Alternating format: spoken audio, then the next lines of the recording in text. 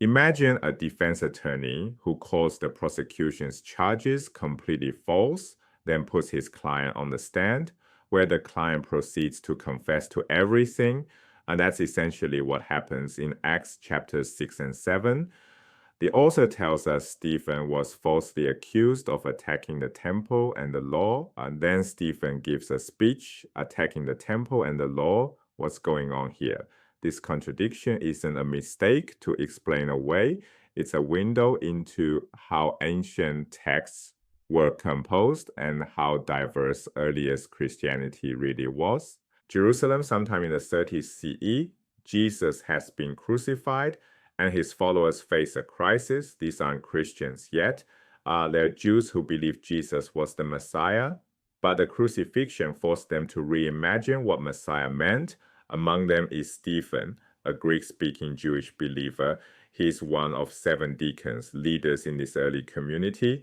Hellenistic Jews like Stephen spoke Greek as their primary language, unlike the Aramaic-speaking Jews native to Palestine. And this distinction matters because Stephen represents a particular strand of early Jesus-following thought. The charges against Stephen are specific. Acts 6 verses 11 through 14 lists 4 accusations. First, blasphemy against Moses and God.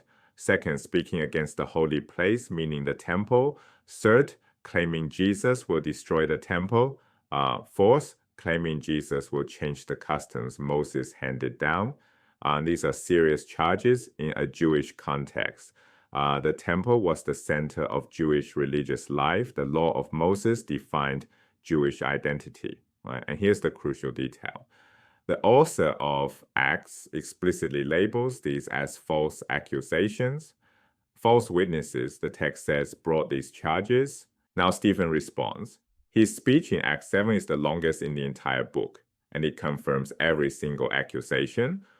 On the temple, Stephen declares, the Most High does not dwell in houses made with human hands.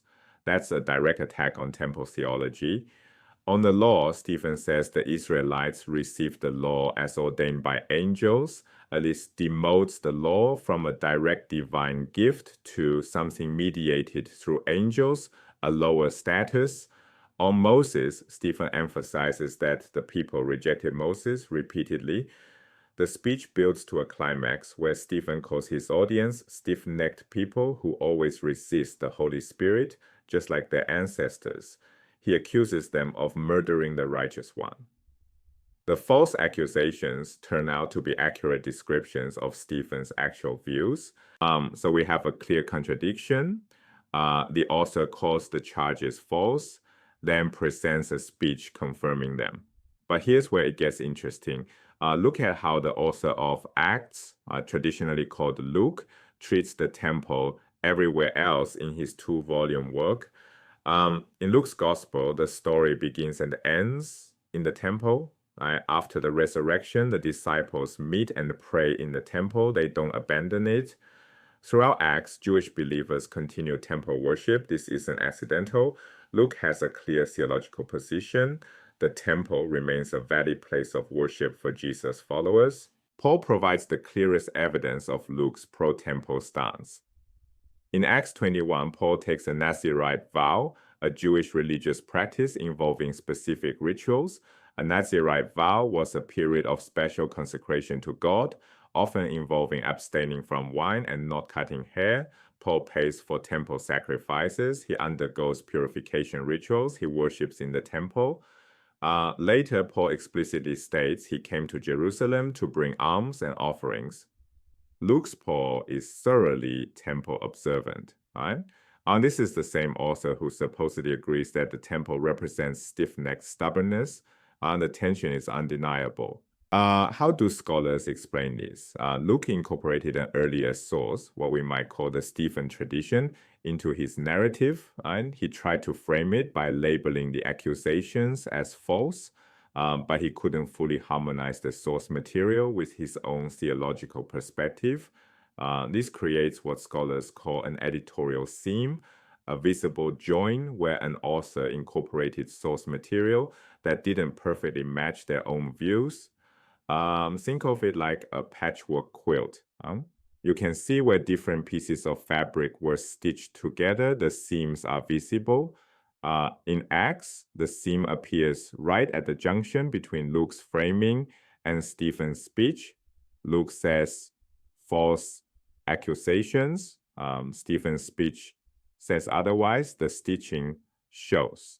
The timeline helps explain why this happened. Right? Stephen's martyrdom occurred in the 30s CE, shortly after Jesus' death. Traditions about Stephen, including his speech, circulated for decades.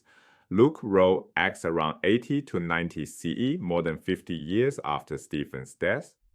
Luke received this tradition and felt obligated to preserve it, even though it didn't match his own views. Ancient authors often showed this kind of respect for their sources. Preserving received tradition sometimes mattered more than editorial consistency. The result, two different Christianities appear in the same document. This reveals something crucial about earliest Christianity. It wasn't unified. From the very beginning, different Jewish followers of Jesus held different views on fundamental questions. Stephen's Christianity saw the temple as evidence of Israel's stubbornness. The law was demoted to angelic mediation.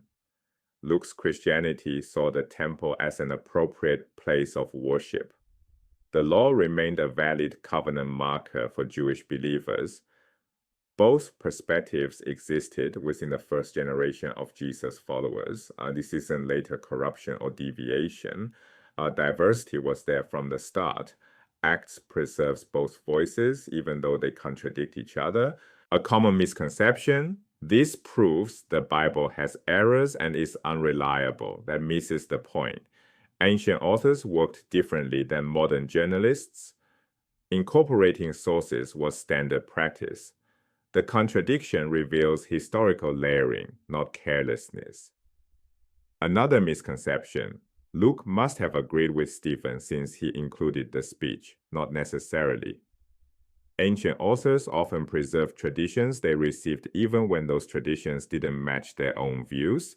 Respect for sources sometimes trumped editorial consistency. The Stephen problem isn't evidence of failure, it's evidence of how seriously ancient authors took their received traditions. So what do we do with this? These editorial seams are valuable. They preserve voices that might otherwise be lost. When we read Acts, we hear multiple early Christian perspectives, not just one. The practical takeaway: look for tensions within texts as windows into history, not problems to solve. The Stephen problem isn't a problem at all. It's a gift, showing us the rich diversity of the earliest Jesus movement.